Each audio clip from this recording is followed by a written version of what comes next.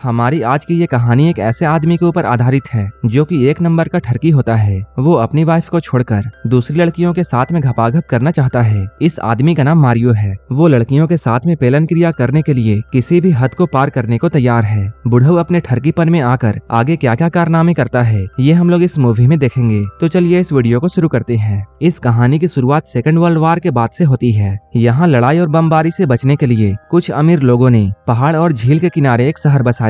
उन्हीं अमीर फैमिलीज में से एक फैमिली थी जिनका नाम औरम्बली था और इस औरम्बली परिवार की हेड थी क्लोफी औरम्बली। ये लोग बहुत अमीर थे। इन्होंने झील के किनारे एक बहुत बड़ा महल खरीदा था। यहीं पर हम लोग क्लोफी के हस्बैंड को देखते हैं जिसका नाम मारियो था। वो एक रिटायर्ड आर्मी होने के साथ साथ एक नंबर का ठरकी और अय्याश था। क्लोफी भी उसके हरकतों के बारे में सब कुछ जानती थी, इसलिए वो अपने पति पर काफी पैनी नजर रखती थी। क्लोफी के साथ में उसके छोटे भाई की वाइफ मैटिल्डा भी रहती थी। मैटिल्डा का पति 10 साल पहले लड़ाई के लिए गया था, लेकिन वो आज तक वापस नहीं आया। इनके इस महल में एक शानदार बेडरूम है जो कि क्लोफी के ग्रेट अंकल बिशप का था, लेकिन वो एक होमोसेक्सुअल थे। वहीं इधर हम लोग मारियो को देखते हैं जो कि अपने आर्मी रिटायरमेंट के बाद में काफी बोर हो रहा था। उसकी पत्नी क्लोफी काफी अमीर थी, इसलिए वो अपनी पत्नी के पैसों में अय्याशी किया करता था। मारियो तो अब बूढ़ा हो चुका है, लेकिन वो अभी भी एक रंगीन जिंदगी जीना चाहता है। वो अपनी पिछली जिंदगी के बारे में सोचता है जब उसके कई लड़कियों के साथ में अफेयर हुआ करते थे। यहीं पर हम लोग ये जानते हैं मारियो अपने सिस्टर इन लॉ मैटिल्डा को पसंद करता है और वो उसके साथ घपाघप करना चाहता है, जिसके लिए वो किसी भी हद तक गिर सकता है। लेकिन वो अपनी पत्नी से बहुत डरता है और इसलिए आज तक उसने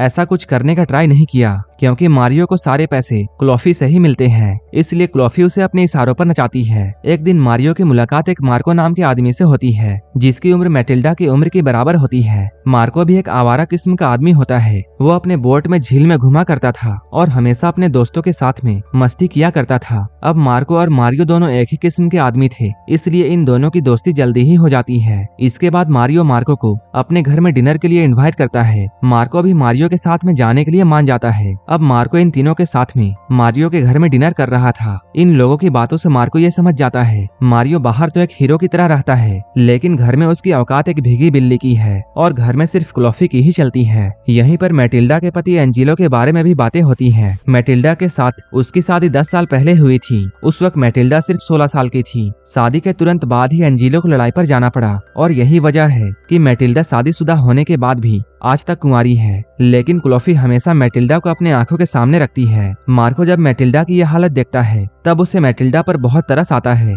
और अब वो मैटिल्डा को यहाँ से भगाकर कहीं दूर ले जाना चाहता है। मैटिल्डा देखने में बहुत सुंदर थी, इसलिए मार्को को उससे पहली नजर में ही प्यार हो जाता है। डिनर के बाद में मारियो मार्को को यहीं पर रुकने के लिए रिक्वेस्ट करता है और वो उसे वही वाला कमरा दिखाता है जो कि इनके महल का एक खास बेडरूम है। इस कमरे से मार्को को मैटिल्डा का कमरा साफ नजर आ रहा था, जहाँ से वो रात में मैटिल्डा को अपने गुफा में अपने हाथों से धमाके करते हुए देखता है। ये देखकर मार्को मैटिल्डा की तरफ और भी अट्रैक्ट हो जाता है। जैसे ही अगली सुबह होती है मार्को को ना चाहते हुए भी यहाँ से जाना पड़ता है। जब मार्को यहाँ से अपने बोट से निकल रहा होता है तब मारियो उसके साथ झील में घूमने की बातें करता है। ये दोनों झील में काफी देर घूमने के बाद में मार्को मारियो को अपने गर्लफ्रेंड के घर में लेकर जाता है। यहाँ पर उसकी एक सहेली भी होती है। यहाँ मारियो उसकी सहेली को पटाने की कोशिश करता है। इसके बाद ये सभी लोग बोट में अपने सारे कपड़े उतार कर घूमते हैं। मारियो अपने इस पल को इतना एंजॉय करता है कि उसे अपने पुराने दिन याद आ जाते हैं और वो अपने पुराने दिनों को याद करके थोड़ा इमोशनल हो जाता है। एक शाम मार्को कुछ सामान लेने के लिए शहर में जाता है। अगली सुबह वापस आकर वो देखता है मारियो उसकी गर्लफ्रेंड के साथ में एक ही बेड में लेटा हुआ है। मार्को के पूछने पर उसकी गर्लफ्रेंड ये बोलती है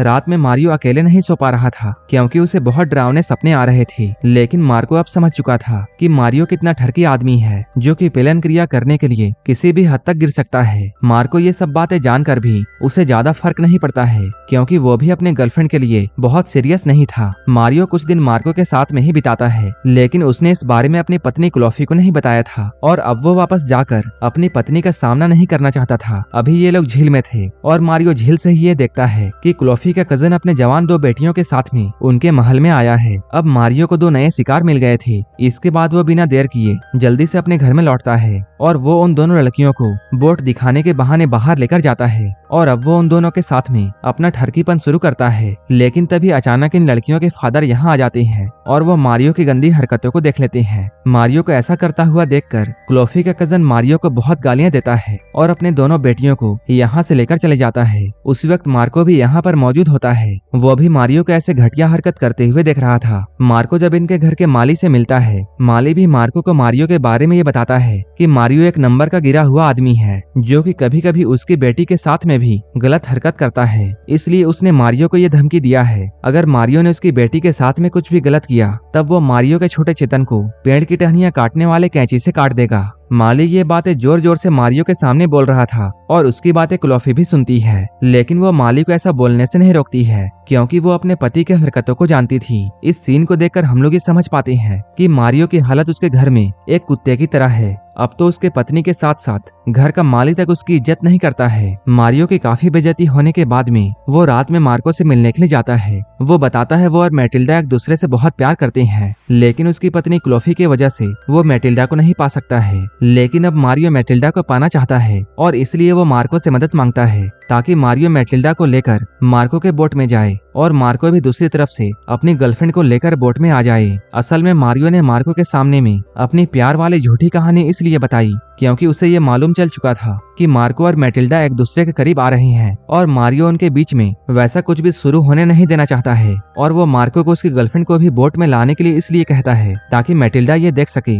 कि मार्को के पहले से ही गर्लफ्रेंड है। इधर मैटिल्डा के पति को ऑफिशियली डेड अनाउंस कर दिया जाता है। इसके अगले दिन हम लोग मैटिल्डा और मारियो के साथ में मार्को और उसके गर्लफ्रेंड को बोट में देखते हैं। यहाँ मारियो मैटिल्डा के साथ में काफी मस्ती करता है, लेकिन यहीं पर मार्को और मैटिल्डा की नजरें मिलती हैं और इन दोनों के आंखों में एक दूसरे के लिए प्यार भरा था। जैसे ही इन दोनों को मौका मिलता है ये लोग चुम्मा चाटी शुरू कर देते हैं। इसके बाद मारियो मैटिल्डा के साथ में होटल में अलग अलग रूम बुक करता है, लेकिन वो असल में उस रात को मैटिल्डा के कमरे में ही बिताना चाहता था। इधर मार्को भी बोट में अपनी गर्लफ्रेंड के साथ में होता है क्योंकि उसे नींद नहीं आ रही थी, इसलिए वो देर रात में घूमने के लिए निकल जाता है। यहाँ पर घूमते हुए उसकी नजर एक आदमी पर पड़ती है जो कि उसे मारियो की तरह लगता है। वो आदमी साइकिल पर बहुत तेजी से कहीं जा रहा था। इसके अगले दिन एक रेस्टोरेंट में जब सभी लोग खाना खा रहे थे तभी एक पुलिस ऑफिसर मारियो के पास में आकर उसे एक बुरी खबर देता है कि उसकी पत्नी क्लोफी की झील में डूबने की वजह से मौत हो गई है। लेकिन इन्हें देखकर ऐसा लग रहा था जैसे इन्हें क्लोफी के मौत से कोई भी दुख नहीं हुआ। वहीं इधर पुलिस काफी जोरों शोरों से क्लोफी के केस को सॉल्व करने में लग जाती है। तभी उनके हाथ में एक लेटर लगता है जो कि मारियो ने अपनी पत्नी के लिए लिखा था, जिसमें मारियो ने मैटिल्डा के लिए अपने प्यार का जिक्र किया था और शायद इसी वजह से क्लोफी सदमे में आकर झील में डूबकर सुसाइड कर ली।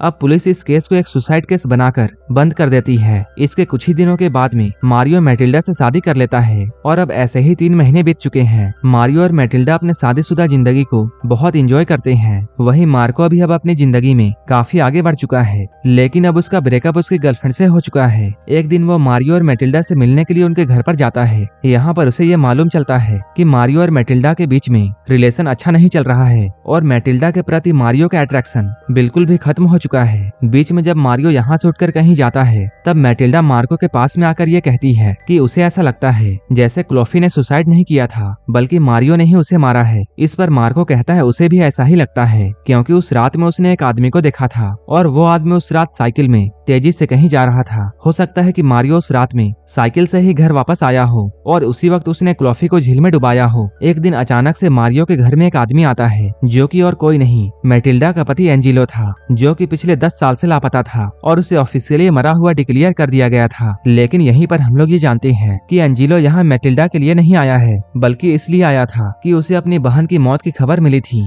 आगे एंजिलो ये बताता है कि वो अपनी बहन से चिट्ठी के जरिए बात किया करता था। इसका मतलब ये है कि उसकी बहन को ये पता था कि उसका भाई जिंदा है और क्लोफी ने ये बात सबसे छुपाकर रखी थी। असल में युद्ध के दौरान एंजिलो को दुश्मनों ने बंधक बना लिया था, जहाँ पर वो लोग एंजिलो को इतना टॉर्चर करते हैं कि वो लोग एंजिलो के प्राइवेट पार्ट को भी काट देते हैं। और यही वजह था कि एंजिलो मैटिल्डा के पास में नहीं आ रहा था, लेकिन उसके बहन के मौत की खबर ने उसे यहाँ आने पर मजबूर कर दिया। आगे एंजिलो ये बताता है कि उसकी बहन खुद को नहीं मार सकती है क्योंकि उसने कुछ ही दिनों में एंजिलो से मिलने का वादा किया था और अपने आखिरी चिट्ठी में उसने ये लिखा था कि वो मारियो को अपने घर से निकालना चाहती है। अब एंजिलो के यहाँ आने के बाद में पुलिस फिर से इस केस को ओपन करती है। इसके बाद मार्को एंजिलो और पुलिस को ये बताता है कि उसने क्लोफी के मौत वाले रात में मारियो को कहीं तेजी से जाते हुए देखा था और पुलिस की मदद से मार्को उस आदमी तक भी पहुंच जाता है जिसने मारियो को साइकिल किराए पर दी थी। इसके बाद उस साइकिल वाले आदमी की गवाही और नए सबूतों को देखते हुए पुलिस मारियो को अरेस्ट करने के लिए आती है, जिससे मारियो को बहुत शर्मिंदगी महसूस होती है। इसके बाद वो पुलिस से थोड़ी सी मोहलत मांगकर बिशप वाले कमरे में जाकर खुद को ही मार देता है। अब इस घटना के कुछ दिन के बाद में